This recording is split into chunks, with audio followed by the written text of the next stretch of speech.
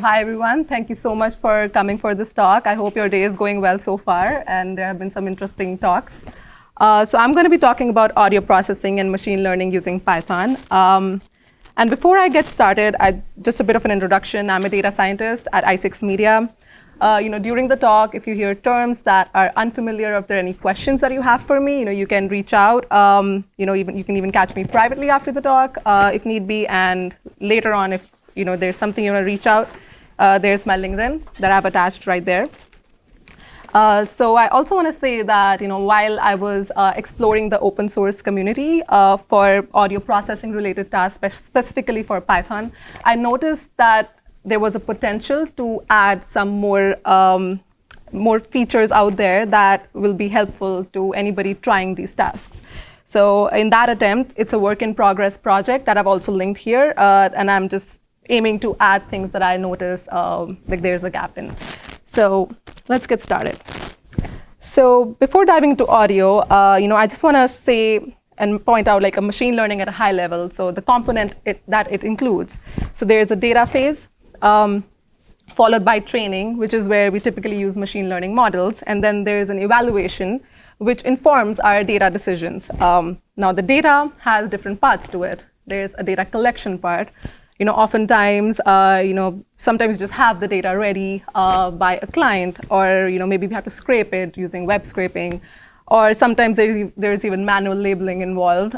So there's that step. And then there's a cleaning step where after we've got the data, we want to clean it so that it's in a clean enough state that we can do some transformation on it to get what we call features. And these features can then directly be used into machine learning models for training. So these features are typically numerical representation of data. Sometimes we can have data and we want to convert them to categories or classes. Or for example, when we have an image data, what you see is an image, but the features in the end are these basically numbers that are produced by running a bunch of transformations on the image data. So it's typically a numerical representation of the data used to build machine learning models. And it highly depends on the type of the data. For example, like I said, with the image data, there are a bunch of processing to do on the image, and it looks so different to the eye than when we get the numbers that we are using in machine learning models. So here's an example of that. Depending on the task at hand, there are like a lot of filters that we use on images to get out features. So there can be like basic object detections. Maybe we just want to look at the pixel values and look for contrast. So depending on the applications, there are various filters that we can apply to an image to get our numerical feature vector. And similarly, if we have text data, basically we have a corpus, word to vec works really well for that data to convert it into these word vectors. And then depending on the task at hand, for example, woman is to man to queen is to king. So we can check these distances between these vectors and gather that information.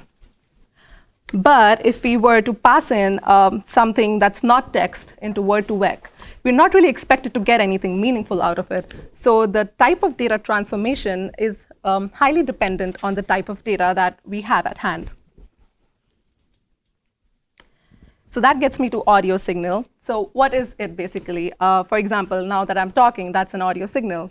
What it does is when somebody speaks, there are vibrations created in the air that our ear receives and then interprets them as speech, for example. And so there are a lot of audio processing techniques that have great MATLAB libraries and code out there for, but it's not as heavily detailed in Python yet. So here are some terms that I'm just throwing out there. We're not going to talk about all of them, but I just thought it would be helpful if you just see all of them in one place. We're going to talk in detail about some of them. And some other, I just have a resources slide in the end that I've found helpful for some of these things. So I've just attached various links to papers and articles there. So that might be useful. So I'm going to talk about spectrum and cepstrum. So what is a spectrum? When we have an audio signal in time domain, and we run a Fourier transform on it, what we get is what we call a spectrum. Now, what is Fourier transform? What's happening here? Spectrum is just a representation of the signal in the frequency domain. And if you've heard of a Fourier series before, even if not, we're basically trying to represent a signal in terms of sines and cosines oscillating at different frequencies. So Fourier transform is an extension to that, and that helps us get the signal in the frequency domain. So there's that.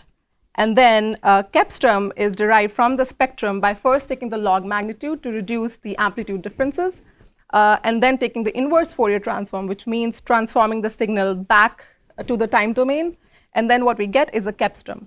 Now, since we take the log magnitude, it's not really a time domain signal anymore.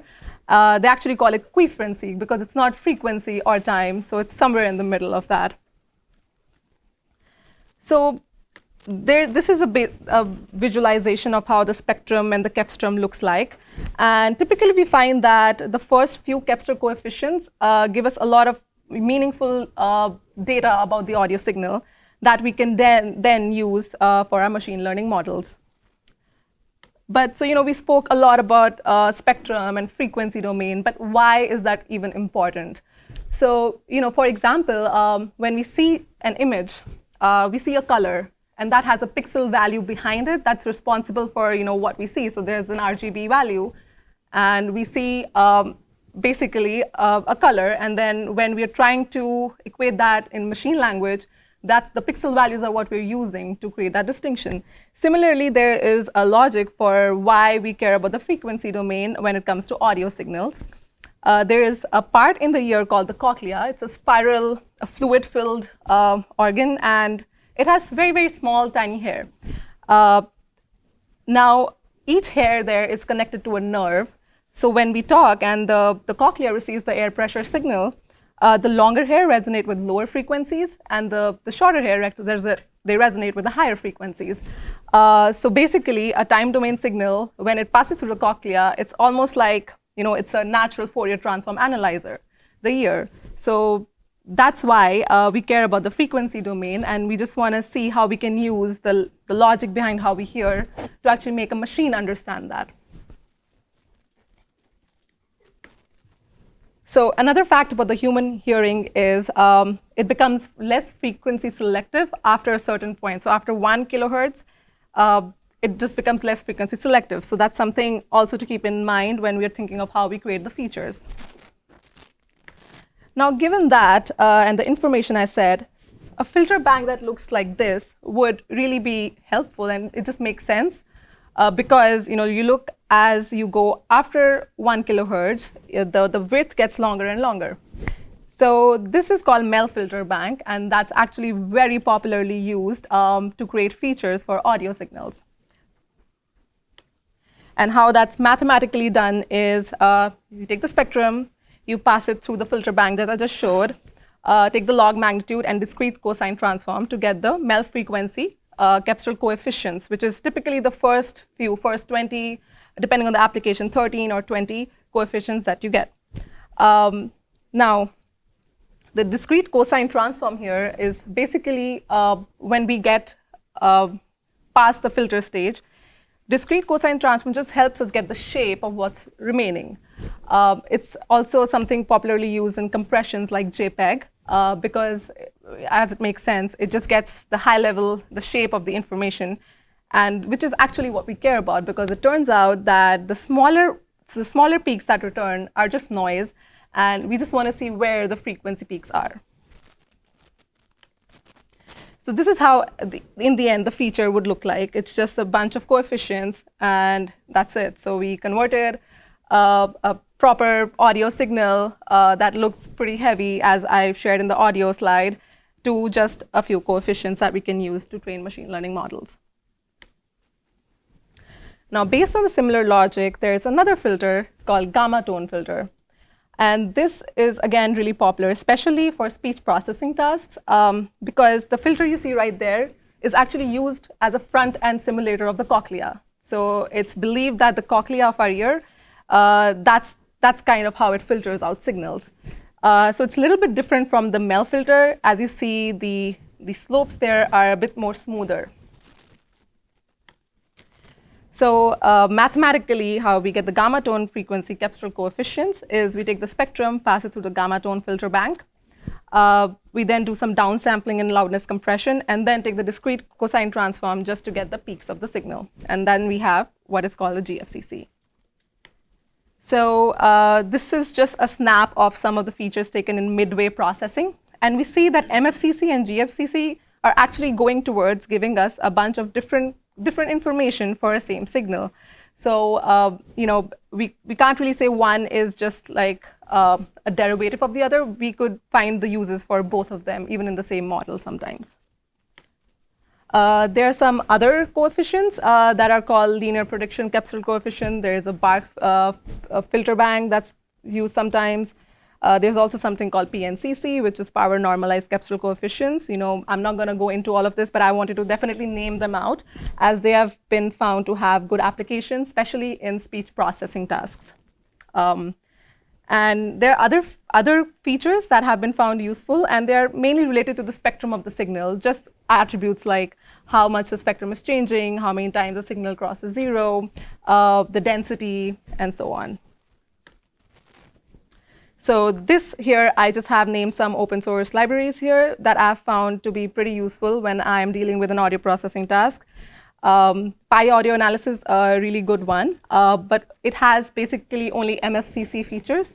So in my attempt to add a little more to the open source community, I have started working on this project. It's still a work in progress, but I'm aiming to add other features that are not easily found in Python libraries out there. So what I did is, this is not a very tuned model, and it's just an attempt to show the capability. So what I've done here is I'm trying to classify this bunch of audio into speech, music, or birds. And we see I've done that using different features. I've done that using MFCC, GFCC, and combined GFCC and MFCCs. And we see it looks like a decent model. Of course, like I said, it's not a tuned model. It's not like we have dug into the number of samples we are using and everything, but it definitely gives the feel of like there's something out there that's in MFCCs and GFCCs that's helping the models predict between these audio classes. So here's just a plot of how different these features are looking for these classes, and hence our model is able to pick this up and perform classification.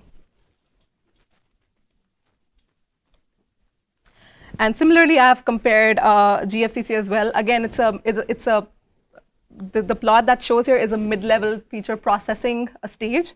So it's not really how the final feature looks like, but we can see how it relates different information back to us, and how our model is taking both of them as a separate feature set and is able to predict between the classes. So here's another thing that I've done is try to run a music genre classification on a rather famous data set. It's called GTZAN. And initially there was a paper in 2002 that attempted to classify these genres using MFCCs. So here's a result of that using just these basic open source libraries that I mentioned earlier. And so we see, of course, something that's very obvious to the human ear, like blues and reggae. It's not really getting that great results when we are using a machine to classify it. So it shows scope there. Again, it's not a tuned model. It's just a basic attempt to show the capability using Python. But if we were to dig deeper into this, every audio type can have certain attributes that are very domain specific that can be useful when we are performing classification tasks. Now, for example, when we are looking at these genres, some of them have obviously somebody singing along these. So using that as a potential feature, it doesn't all have to be audio, maybe some non-audio features that we could look into, maybe other features. So this is just MFCCs, but it's possible there are other features also related to the beat information, and trying out other things that I mentioned like GFCCs could potentially improve it. One thing that's going on a lot out there is now to using a deep learning backend. So that's also proven to give significantly better results for a problem like that. But this is to show that if we have an audio classification problem at hand, we can use these audio processing open source tools using Python and get a start at it. And like I said, here are some resources that I have attached. If you're curious about one of those features that we did not talk about, there's just some papers around here. I've also attached the music genre classification paper that I was referring to earlier. And thank you very much. There we go. Any questions? Yes, please. The Kepstrom, I understand the mathematical art of this. What does it mean in reality? Give me a sense of what a Kepstrom would be in the real world. Okay, of course. So let me try this using example of visualization. So if you remember, if you know what a speech signal looks like or an audio signal looks like, I'm going to go back to this one, for example. So you see, it's basically if I'm talking and I put the file and read it in Python, that's what I'm going to see. Now, with the Kepstrom, what we are just deciding is that which frequencies are really dominant in my signal. So when I'm talking, there's a frequency associated with that, which at first, we don't really know. I mean, we're just looking at a normal time series waveform. But a Kepstrom just tries to highlight which frequencies are the main ones in this audio. Yes, please.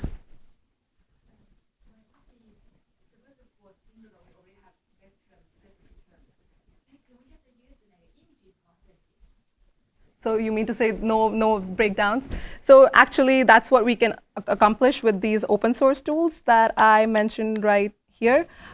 This is to basically give an understanding of how it's done. But when you're using these tools, it's like one thing that you run, and it's already in function. So you just process it, and you get back your feature. So it's not like you have to go through every step individually. It aims to combine all of that and give it to you as the feature directly. Yes, please. So if I recall, Fourier transform is like it has a wavelength and also a period. Mm-hmm. So as parameters, and the number of harmonics. Yeah. So if you're getting a problem, like how do you know if it's a problem with your model or if you need to adjust things with your underlying Fourier transform? Yeah, so that's a good question. So firstly, it's not a directly Fourier transform that we apply, right? If you go further in detail, we're actually breaking the signal down into very smaller windows and then applying your Fourier transform. Now, it's possible, like you said, how do we know that we don't need to adjust some parameters there? But even if you do adjust the parameters, what you would get in the end when you're getting your Kepstrom, it may not vary that significantly. But I think it's a great exercise to try out to see, how that would affect our signal in the end. I guess, what would you expect to see in your Kepstrom, and what Yeah. is a bad one? Yeah, so So I have personally not really seen any major differences if I'm also using different Fourier transform from, let's say, so I've done this in MATLAB, and let's say I do this in Python. So there's not really significant difference that I have seen personally. So I've never really, find myself in a place where I have to explore that particular portion of this algorithm. Yes. Briefly comment on the deep learning technique to replace for the state of the art right now is still a combination of both, or the deep learning and also or that replace the spectral transform. So the deep learning would not replace the features. What is going on right now, and what I see a lot of papers being published on, is that we're using convolution neural networks, for example. And what I showed here is just a basic SVM. They're still heavily using MFCCs, still for even music classification. So that's where it fits in. So even for the state of art, it's still very difficult for the neural network to actually pick up the correct spectral transform. You still need to feed it in by human. So it depends what we are trying to do there, right? If it's just this particular task that you're talking about, then it's one thing. But if you're talking about different data set, that definitely needs an input from the human because you don't know what your data set looks like. Is it clean? Is it not clean? Where are you getting it from? the convolution neural network part, but that can still be something we can learn from, but maybe there would be a human effort before that, at least in the data phase, because we need to know we're feeding in the right data into our model. So actually, my question is more like that you are aware of any deep learning or neural network code can actually learn those spectral channels. Is there any such thing? I mean, there is a convolution neural network, like I said. Is there an open source library that does that? Right now, not exactly. We'll definitely find a lot of these projects where they're aiming to have a deep learning structure that we can use, but it's like more of a, there's nothing like very popular that's already being used everywhere. It's still in the works, yeah. Yes? If I understand right, the Cepstrum. Mm-hmm. You take the log, the amplitude, Mm-hmm. and then you do the inverse transform. Yes. Okay. So if I understand right, what you get is a version of the signal with the background raised and the dominant peaks relatively diminished. Mm-hmm. I'm not sure I understand the logic Okay. for doing that. Yeah, so let's say you have your spectrum, right? And log magnitude, so when you get your spectrum, you see like so I have probably a visualization right here, which may help us. So if you see, there are like this main big peak, and then everything else is like smaller. Basically, it's not just that main peak that we are interested in. We're also interested in those smaller peaks. So when we take the log, we're just reducing the amplitude difference. So we can look at the signal. And when we take Cepstrum, again, like it's basically another application of Cepstrum is it separates the source from the filter. So when like I'm speaking, there are two portions to it. There's a vocal tract portion and a glottal excitation. So with the Cepstrum, if you're focusing only at certain frequencies, we are able to separate these out and look at one versus the other. So once you dive deep, you can see there are a lot of applications that Cepstrum is used in. Would it be more useful to run the signal through the Mel filter, where you now break it down into frequency bins, more or less logarithmically by frequency, and then take the log of those amplitudes, because higher frequencies are going to be lower in amplitude, and lower frequencies are going to be higher. Yeah, so that's exactly what's happening in the MEL frequency. When we get the MFCCs, what we call the MEL Cepstrum, it's basically first passing the signal through the filter bank and then taking the log magnitude. Okay. Yeah. Yes, please. Have you done like pitch detection? Like, Mm-hmm. it's not really related to this, Yeah. but exploring a high resolution pitch detection. Yeah, so I've come across it. I've not really researched too much into it, but yes. But what do you think about it? What's the question? Area, I think it's Yeah, so it's actually when like a male and a female are saying, let's say, for example, a vowel. There's the pitch is just like the frequency is very different, and there is a range that they define for male frequencies versus female. They say that a male frequency, typically male voice, is around, the pitch is around 100. Like there's a range, and then the female is around like 170, 200, and the child is like even higher. They have, in my knowledge, used MEL frequency Cepstral coefficients for that as well. They say the first coefficient, I believe, gives like a certain amount of information about the pitch. So it helps in like basically the gender classification task that you just mentioned. like complex signals where you have multiple signs. Yeah. Multiple sign ranges, Yeah. Figuring out how many there are with the pitches. Yeah, and actually, if you want to see an open source tool that aims to do that, is again the PyAudio analysis. It has lots of things worth checking out, and so they have basically gender classifier too. I mean, it's not perfect, but it's definitely a good aim to get a gender classification from audio.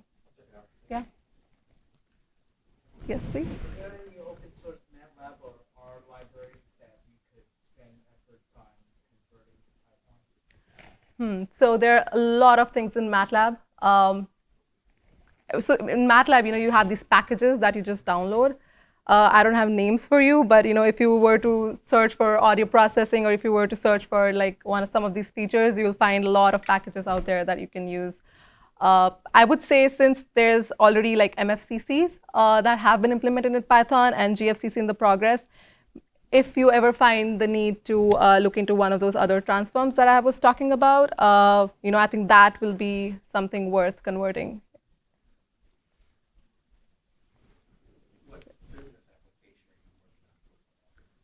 Oh, so well, it was part of all of this used was when I was doing my master's, and I was just working on this speech recognition project, and then also at work, it was just the aim to being able to at a high level classify audio into different classes, like not just bird music and speech, but also other like wind and animal sounds and cars, trucks, vehicles, and all of that.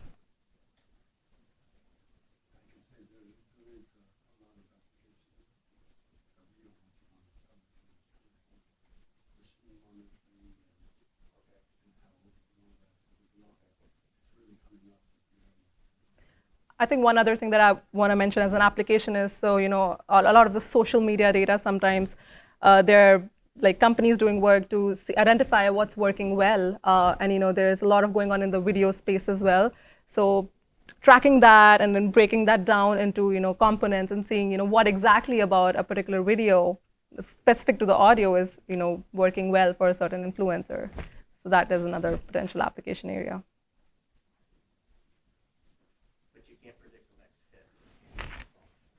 What do you mean? The music application. Yeah. So it's definitely a good baseline, I would say. It's not a perfect model, and no model is perfect, but there is a start, and from where all the research begins.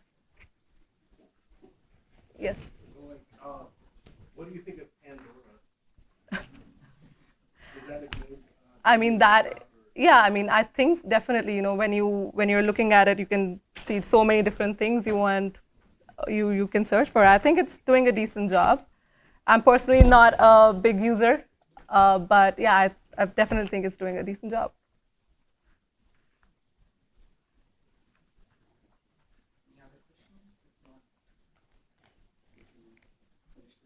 Any other questions?